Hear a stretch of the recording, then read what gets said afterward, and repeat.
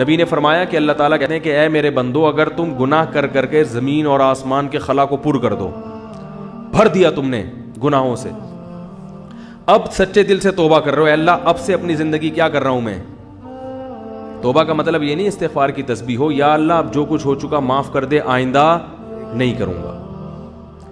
یہ اس جذبے سے جو توبہ کرے گا تو فرمایا معاف کر دوں گا. بس اتنا کافی ہونا چاہیے نا بھائی. بات مکمل ہو گئی. اللہ نے اصول بیان کر دیا کہ اگر زمین آسمان کے خلا کو بھر دیا گناہوں سے، توبہ کر لی تو کیا کر دوں گا، معاف. ختم ہو گئی بھائی. ہمیں اصول سمجھ میں آ گیا بھائی. توبہ کا دروازہ موت تک کھلا ہوا ہے، ختم. آگے اللہ کو یہ کہنے کی کیا ضرورت تھی، والا ابالی، معاف کرنے میں کسی کی پرواہ نہیں کروں، یہ کہنے کی کیا ضرورت تھی.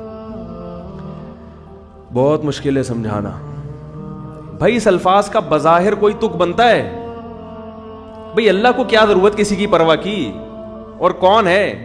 اصل بات یہ کہ ممکن ہے بہت سے نیک لوگوں کو اعتراض ہو کہ اللہ ہم 20 سال سے شروع سے ہم نیک ہیں، یہ کمبخت 90 سال تک عیاشی کرتا رہا ہے، اب آ رہا ہے، اب یہ بھی جنت میں، ہم بھی جنت میں. یہ کیا بات ہو بھائی. ممکن ہے فرشتوں کو اعتراض ہو، اے اللہ یہ کیا. یہ تو 2 لفظ توبہ کے تو ہر آدمی بول سکتا ہے بڑے آرام سے بیٹھے بیٹھے ہیں بھائی. مثال کے طور پر ابھی جو کیسز چل رہے ہیں مختلف ہمارے سیاستدانوں پہ، اگر وہ کہتے ہیں ہم معافی مانگتے ہیں قوم کے سامنے، قوم چھوڑے گی؟ بولے یار بھائی اتنے پیسے کھا گئے ہیں، قوم یہی بولے گی نا بھائی یہ کیا مسئلہ ہے ایسے کیسے معاف کر دیں. کیا خیال ہے بھائی. یا کسی نے اور جرائم کیے ہوں، بہت سارے کیسز چل رہے ہوں، وہ 2 لفظ بولے معاف کر دو، تو عجیب بات ہے کہ معافی مانگنے کے لیے بھی یہ لوگ تیار نہیں ہوتے.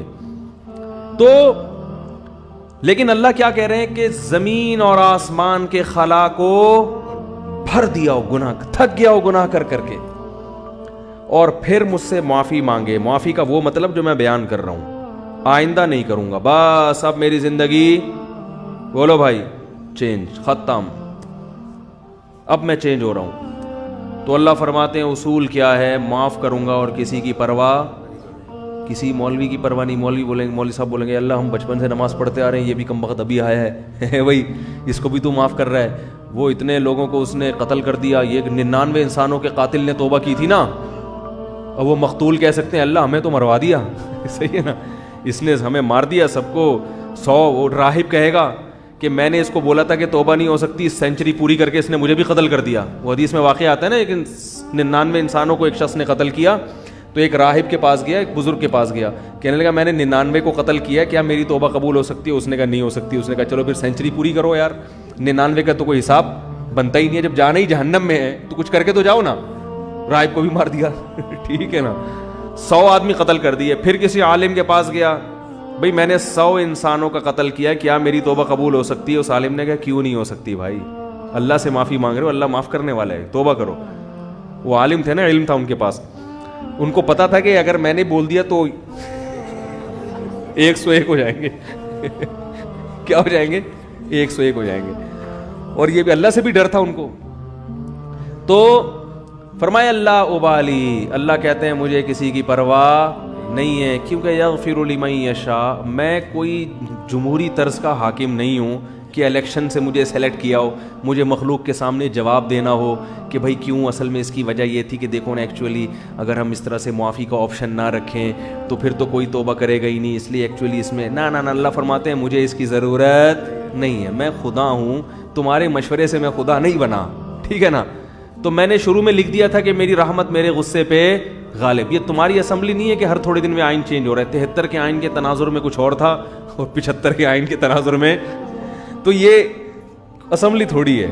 میں نے شروع میں یہ بات لکھ دی تھی میری رحمت میرے غصے پہ غالب. تو جب تک یہ قتل کر رہا تھا میرا غصہ تھا، اب چونکہ میری طرف آ رہا ہے تو رحمت و غصے کو کچل کے فنا کر دے گی، رحمت غالب آئے گی، کیونکہ یہ لکھ دیا میں نے آئین میں. سب سے پہلے میں نے قلم بنا کے جو چیز سب سے پہلے لکھی تھی، جو سب سے پہلے منظور ہوا قانون، اسی کو میں اگر خلاف ورزی شروع کر دوں تو یہ کیسی بات ہوئی.